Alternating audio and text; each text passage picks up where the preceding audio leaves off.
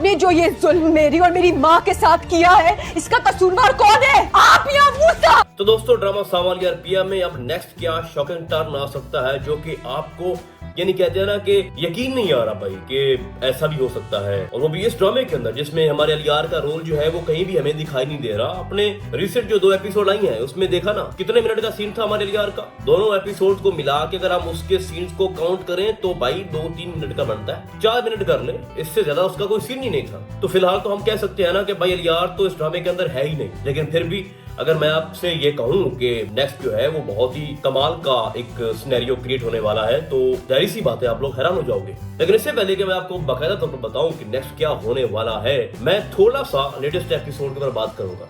आपको दिखाया जाता है कि जो शेर दाऊद है उसने सामान को ये हुक्म दिया कि मुझे पिया चाहिए। यानी वो अपने दोस्त को ये बता रहा होता है कि मैंने ऐसा पत्ता खेला है, यानी मैंने एक ऐसा निशाना लगाया है जो कि जिससे मेरे सारे जो मकसद है वो पूरे हो रहे हैं। सावन ने पिया को उठाया जरूर है, लेकिन वैसे नहीं जिस तरह से शेर दाऊद चाहता था। उसका प्लान फेल हो चुका है।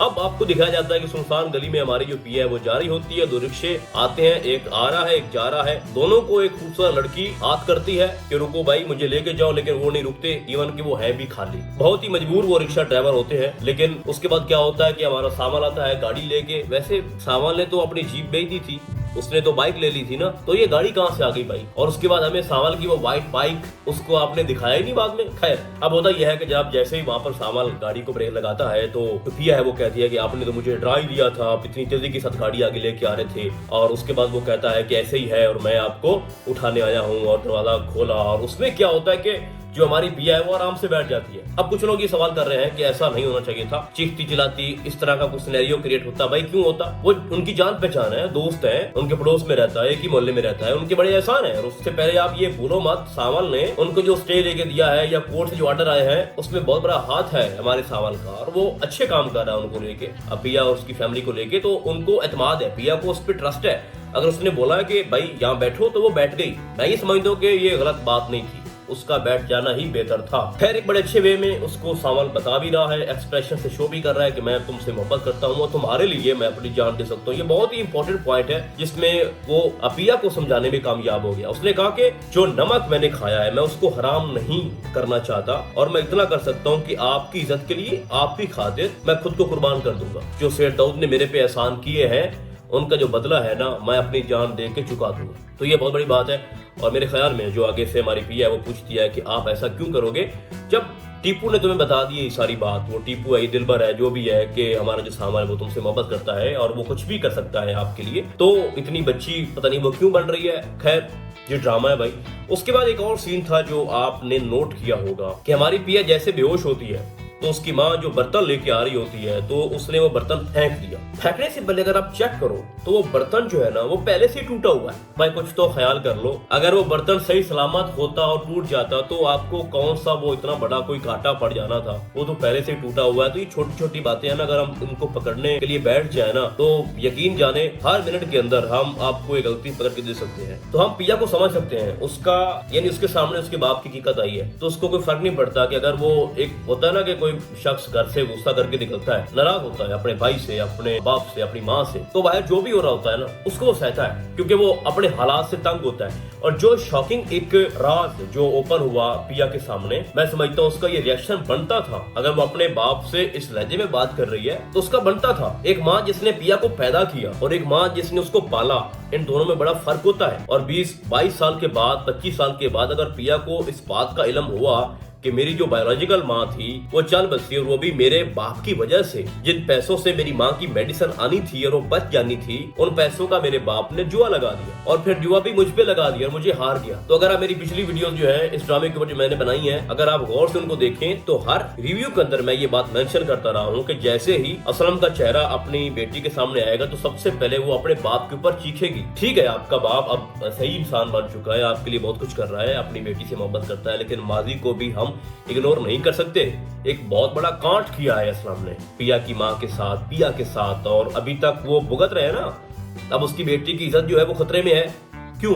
उसके बाप की वजह से। तो ये छोटी बात नहीं है। मैं समझता हूँ कि जो भी रवैया पिया का अपने बाप के साथ है ऐसा ही बनता है उसके साथ। खैर, अब आपको दिखाया जाएगा कि जो असलम है वो सामर से मिलेगा। सामर उससे ये बात करेगा कि देखो शेर दाऊद जो है पीछे नहीं हटेगा और मैं आपको बता रहा हूँ कि अगर मैंने ये काम ना किया तो वो किसी और को भेजेगा, फिर वो आपको ज्यादा तंग करेगा और जो वो चाहता है वो करके गुजरेगा। तो मैं ये चाहता हूँ कि आप यहाँ से निकल जाओ, चले जाओ यहाँ से, इसी में आपकी भलाई है।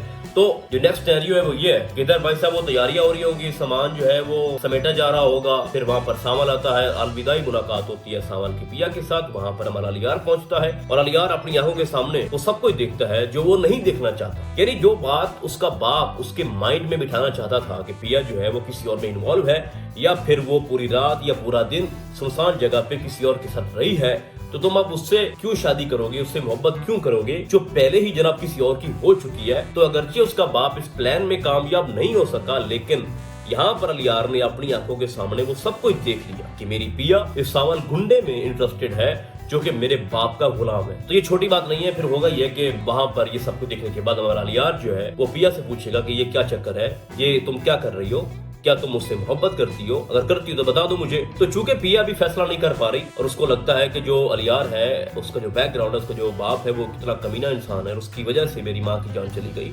ठीक है, मेरे बाप का भी उसमें कसूर है, लेकिन बिहाइंड द रीजन तो उसका बाप ही है ना भाई, अलियार का। तो वो उसके पास कैसे जा सकती है, यानी शेर दाऊद के घर में वो कैसे रह सकती है पिया। तो वो पीछे हट गई अलियार से।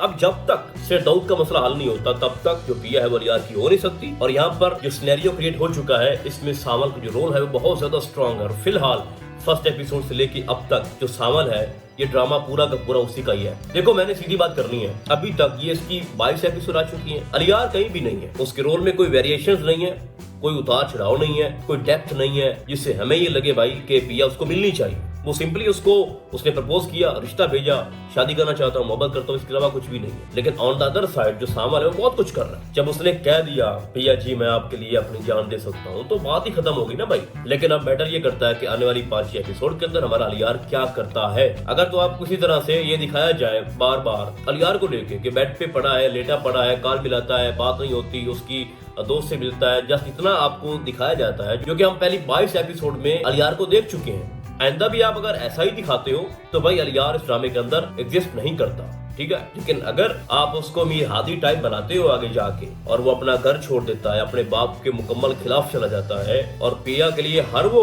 काम करता है, चलो हमारे सामने एक सिचुएशन तो पैदा होना कि जिसमें हम ये डिसाइड कर सकें कि भाई सावल को अगर पिया नहीं भी मिलती तो अलियार को तो मिलनी चाहिए ना। अब नेक्स्ट आपको बहुत सारे ऐसे सीन दिखाए जाएंगे जिसमें हमारा जो अलियार है वो सावल से फाइट भी कर सकता है, उससे पूछेगा कि तुम पिया के पीछे क्यों पड़ गए हो, तुम क्या चाहते हो, जिसमें जो हमारा सावल है उसका बाजू भी टूट जाता है। तो ये एक रेस बन जाती है, यानी इस रेस में कौन जीतता है, अलियार या फिर सावल। अगर अलियार अपने बाप को छोड़ देता है, ऐलान करता है कि मेरा बाप से कोई तलक नहीं है, या फिर वो अपने बाप को मनाता है और आकर वो असलम से माफी मांगता है, पिया से माफी मांगता है और वो उनको मना लेते हैं, तो फिर चांसेस हैं कि अलियार को पिया मिल जाए। तो बाकी रही सावल की बात, उसका क्या कसूर है, फिर वो भी तो उससे मोहब्बत करता है, वो भी तो उससे भाई इतनी वो कुर्बानियां दे रहा है। तो यहाँ पर मैटर ये करता है कि पिया किसके पास जाना चाहती है, और यही सवाल बार बार सावल जो है ना वो अलियार से करेगा कि भाई मेरे से मत लड़ो, आप पिया से पूछो। पिया अगर आपके पास नहीं जाना चाहती तो आप उसको फोर्स नहीं कर सकते। और आपने वो टीजर के अंदर एक उसका डायलॉग सुना भी होगा कि मोहब्बत में जबरदस्ती नहीं चलती। तो सावल क्योंकि उसका जो किरदार है ना, उसका जो स्क्रिप्ट है बड़ा ही दमदार लिखा गया है, उसके अंदर एक गहराई है और वो समझाएगा अलियार को कि मैं भी किसी से मोहब्बत करता था लेकिन जबरदस्ती नहीं कर पाया और वो किसी और की हो गई। तो सबसे इंपॉर्टेंट जो पॉइंट है वो यही है कि पिया का दिल कैसे जीतेगा अलियार। तो इस ड्रामे को लेके फिलहाल तो मेरी प्रेडिक्शन और मेरी राय यही है। बाकी आपको क्या लगता है आपने मुझे कमेंट्स के अंदर लाजमी बताना है। तो फिलहाल आज के लिए बस इतना ही, हम आपको बहुत जल्द मिलेंगे किसी और ड्रामे के डायरी में। तब तक के लिए अल्लाह हाफिज।